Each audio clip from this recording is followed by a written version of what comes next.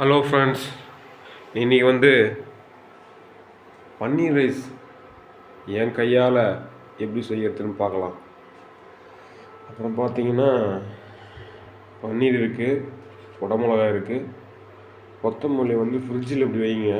Last கொத்தமல்லி தண்ணியில் ஊற்றி இந்த வேறு மட்டும் நிறையவே வச்சிங்கன்னா காயாமல் இருக்கும். இது எல்லாம் காலி ஆகிடுச்சு, லாஸ்ட்டாக இதாக இருக்குது. அதனால் இதையும் காமிச்சிடுவோம், உங்களுக்கு யூஸ் ஆகுன்ட்டு தான் இப்படி வச்சுருங்க. ஃப்ரிட்ஜில் ஒரு டப்பாவில் போட்டு கொஞ்சமாக தண்ணி ஊற்றி வச்சிங்கன்னா அப்படியே ஃப்ரெஷ்ஷாக இருக்கும். அது கொஞ்சம் வளர்ந்துனே இருக்கும்.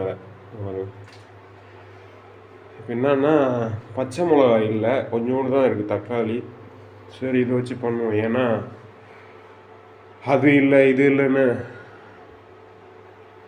இது பண்ணக்கூடாது. அதனால் இருக்கிறத வச்சு சிறப்பாக பண்ணுறோம். இது காலைல இட்லி கொஞ்சோண்டு மாவு இருக்குது, இட்லி மாவு, பச்சைப்பயிறு. ஓகே, கொஞ்சம் கட் பண்ணிவிட்டு மறுபடியும் போய் எடுக்கிறேன். ஏன்னா யாரும் ஆள் இல்லை, நான் மட்டும்தான் இருக்கேன். ஓகே, தேவையான பொருட்கள் பார்த்தா இப்போதைக்கு இதுதான். வீடியோ எடுக்க யாருமே இல்லைங்க, நான் தனியாக தான் இருக்கேன்.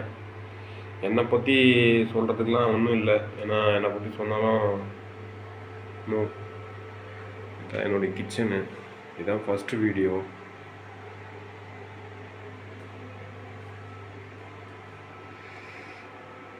சரி பார்ப்போம்.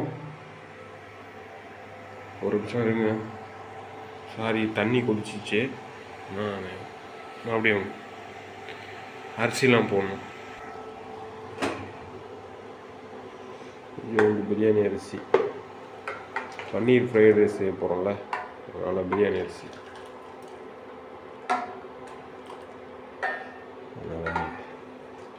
வீடியோ எடுக்க முடியல ஃப்ரெண்ட்ஸ்.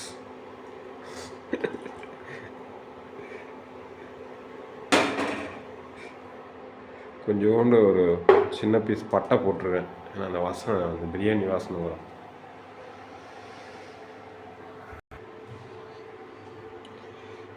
எங்கள் சிஸ்டர் சொன்னாங்க 3 நிமிஷத்துக்குள்ளே எடுத்து போடணுமா. அதுக்குள்ளே எப்படி எடுக்குதுன்னே தெரில.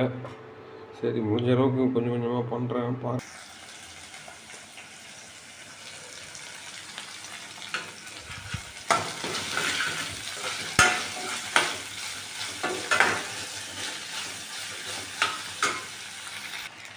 இதெல்லாம் போட்டாச்சு.